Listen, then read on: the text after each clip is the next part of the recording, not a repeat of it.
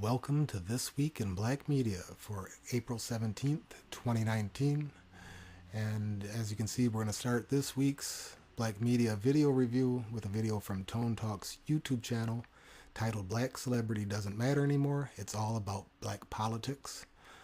For those of you that are new, what we do here each week on This Week in Black Media is talk about the hot topics that have been discussed through the week, and we look for themes and resonances between black media platforms and try to point out some of the key topics that are taking place. With a primary focus at this juncture on the ADOS movement, the reparations movement, which has reached a proportion that we've not seen before in the reparations conversation.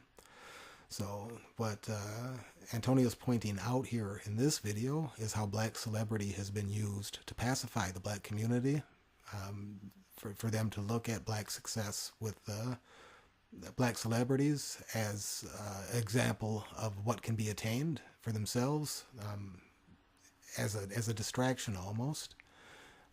Those are my terms here. I'm paraphrasing what I've gleaned from this video, but he's talked about it on more than one occasion, and how it keeps the community from looking internally to seeing the poverty that they're existing in. So it's an illusory, and he shows how it's illusory based on the wealth gap that exists between ADOS populations, American descendants of slaves, and European populations.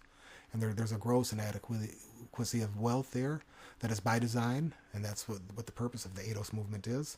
So if you take a look at the graphic he has here, where it's the celebrities where their mouths are taped, what's being emphasized there is that black celebrity traditionally doesn't speak out against the establishment because they would no longer be black celebrities. That's how it is in a European controlled media, which is changing.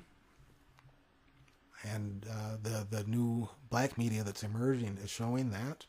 So obviously we have athletes and actors that he mentions in this video. I think he mentions Muhammad Ali. I'm almost certain he mentions Harry Belafonte as being outspoken for the black community and still maintaining their celebrity. Whereas in general, that's not rewarded. It's punished for anything that goes contrary to the European status quo. So what this brings through is this video that comes here from Vicky Dillard's Fly Nubian Queen YouTube channel, and it shows how black celebrity can become political. And let me go back this up a little bit here.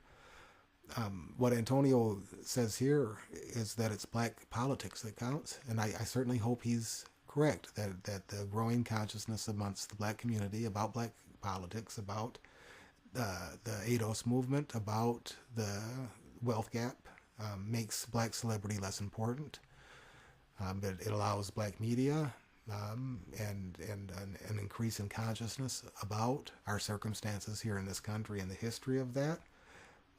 Has the potential to make black celebrity secondary, particularly when that black celebrity doesn't embrace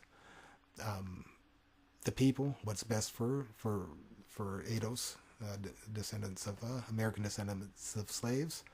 So the contrast to this is what Vicky Dillard points out, and this is a video from Laura Ingraham on her Fox News channel where she's disrespectful about Nipsey Hussle, who had just passed away. It was very popular in the media. I didn't touch it. I found it extraordinarily sad, and it had been covered by enough channels. I was just going to leave it alone. But she was disrespectful, and we see that T.I. and Snoop Dogg and other rappers had spoke out against her, and not in a small way. It's not just on black media where this has been cited. It's in mainstream media too. Now, the fact that they're asking that she loses her job from Fox, we know that that's not going to happen. But the fact that they can answer back that members of a community that would have never had access to national media in that way have immediate access now, and that's what Twitter and YouTube and the black media and Instagram, etc. That's what this allows. It allows an equal playing field to provide a counter narrative to what the European dominated media used to be able to do. So that's a positive, in contrast to what we have here, another video from Vicky Dillard from her Fly Nubian Queen YouTube channel, and yeah, she's giving the Butter Biscuit of the Decade nomination. And if you're not familiar with the Butter Biscuits, it goes back to slavery, I believe. And it's basically just essentially sellout slaves that would turn on their own brethren for a butter biscuit.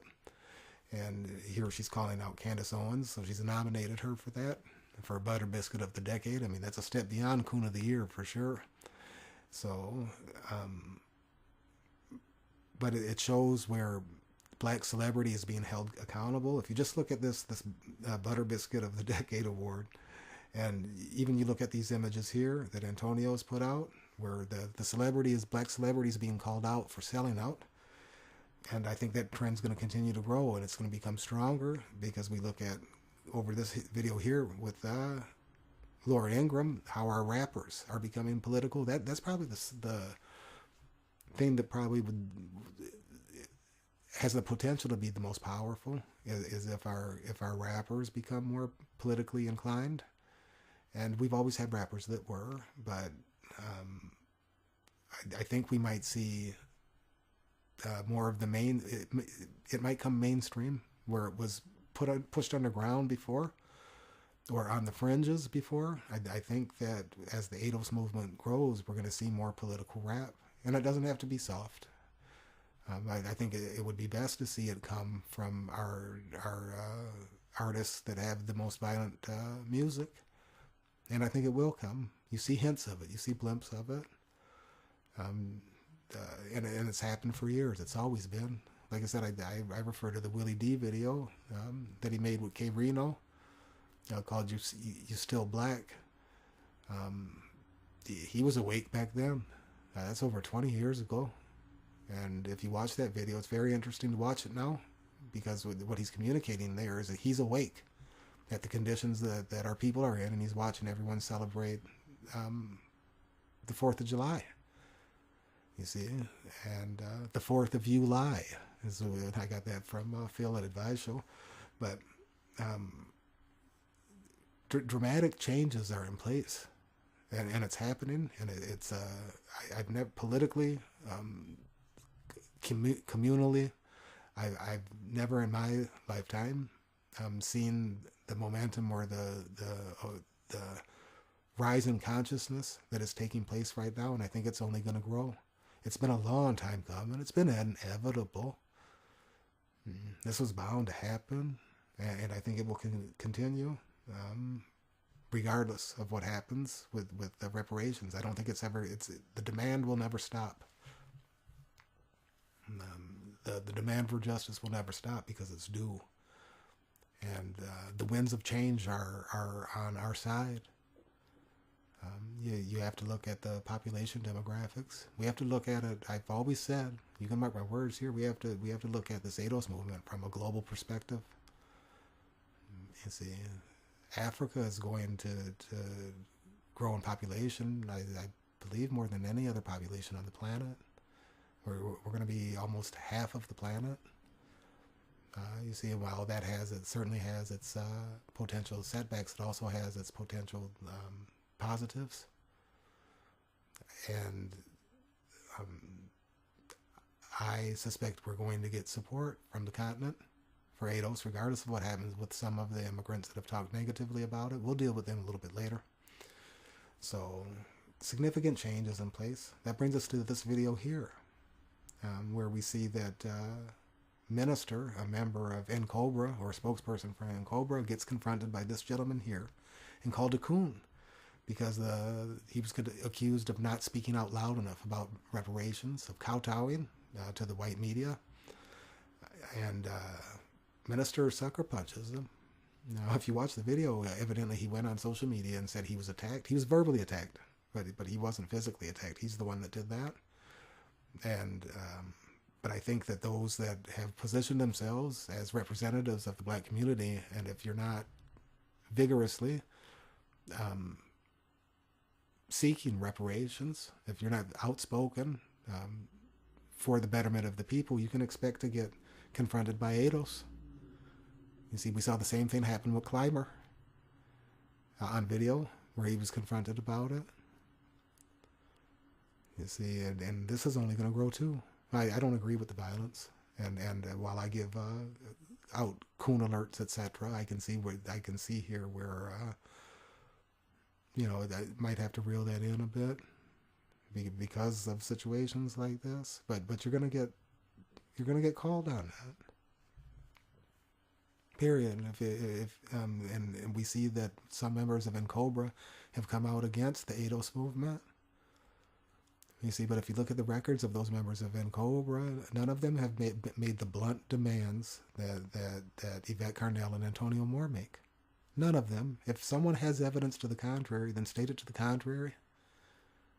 None of them have done that. So for them to come and try to insert themselves as the leaders of it now is unwarranted. You got to earn that, and they didn't. That's what I see there. They didn't. They're Yvette and Antonio are talking about tangibles, to quote Tariq Nasheed. That's what they're discussing. If you look at what John Conyers did with that H.R. 40 bill, if you watch the videos that he had there about that, he always preempted it. And most of the videos I saw, we are not asking about money. Well, then what good is it then? What good is it then? And I realize there's a process that has to take place, but he was adamant about that. See, Yvette and Tone are talking about money. And they're going to tell you why, and they're going to show you what's owed, and they're going to show you who's sold us out. You see, that's an earned position, and they have it. So, for the sellouts, and let's be honest, it's a human thing to do. People will take care of themselves and sell other people under them out. Very few people maintain their integrity. It's unfortunate, but hopefully as this communal consciousness grows, we can start electing people that have that loyalty. You see, it's not the best of us that have represented us politically. It just is not. I mean, there's always exceptions, like Cynthia McKinney, one of my favorites. There's always exceptions, but in this society, in this European racist society, was European. It's not. Their numbers are waning, and they're not going to be able to catch back up what the population statistics show. So all of that's changing, but they didn't move when they could have. You see, and now there's opportunity. And while they should be credited for whatever they did do, to try to insert yourselves now is it's unwarranted. It's not earned. So then that brings us to this video from Yvette Carnell with critics, where we've seen her and Antonio attacked for being anti-immigrant, and that is not the case at all. And she details that. This is from her mouth, where she describes how she respects and appreciates her allies from the continent. But at one and the same time, for those from the continent, for immigrants, for the African immigrants that are against ADOS, she very clearly lets them know why they should stay in their lane, and they should. They're in no position to tell us how we're supposed to move with this. None. It shouldn't even be a part of the conversation. There's going to be enough problems from the European contingent of our society. We certainly don't need members from the continent criticizing the movement or criticizing the leaders of the movement when it's unwarranted. I've seen where immigrants are offended because of what Yvette and Tone have said about the reparations, so they shouldn't be able to lead it. What does that have to do with anything? Number one, they haven't done that. And number two, what does that have to do with their right to lead the movement? The issue is reparations, not the personal bickering. So that brings us to this video here. Because you can be a Pan-Africanist and ADOS and support ADOS at the same time. This video comes from Zionist TV. It's an interview with Mfudishi. I don't know how many of you are familiar with him. I've learned from him online for several years now. And Mfudishi is a Pan-Africanist, and he also supports ADOS. So watch the video. He goes into it in detail.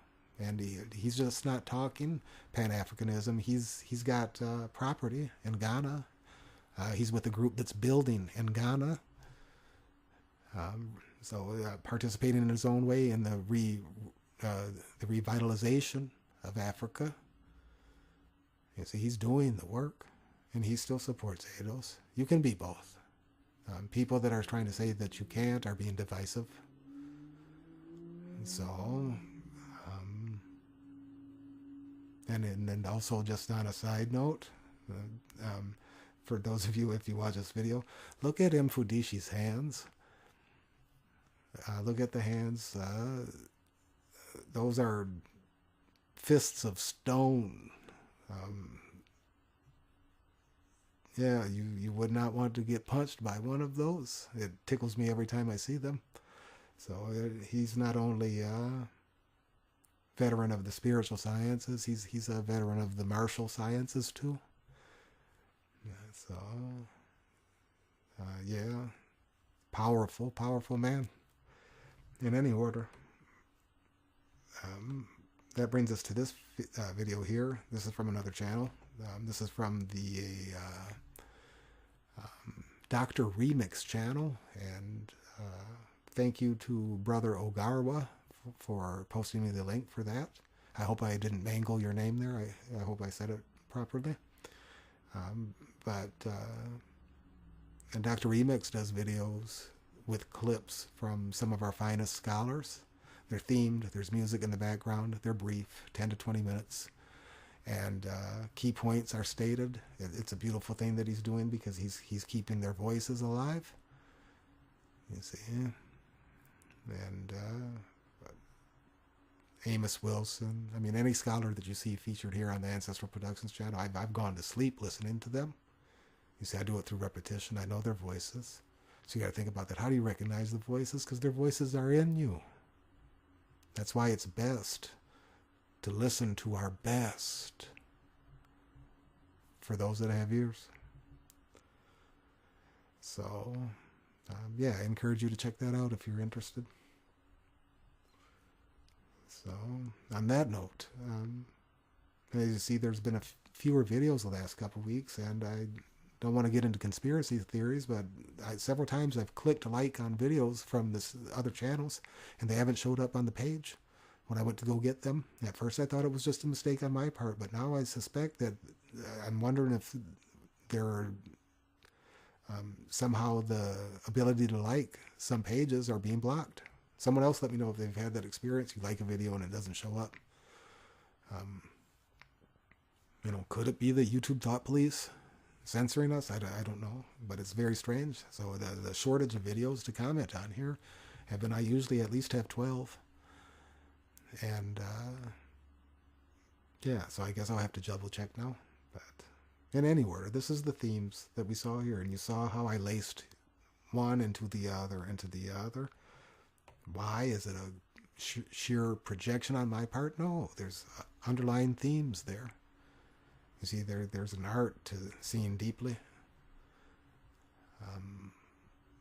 Perhaps even a science to it. That remains to be revealed.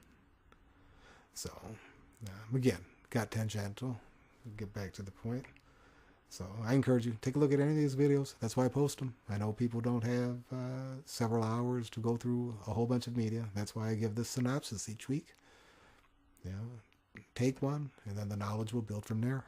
You see, and whether you realize it or not, you come in here every week. The main focus is the ADOS movement, and I think it will continue to be for a while. Yeah, probably. So, yeah, you come here and you listen for 20 minutes. Even if you don't watch the other black media, slowly but surely you're going to start hearing things repeat. And rather than get irritated by that, you should be enthused that you're memorizing, if you see what I'm saying there. So that's how this rolls.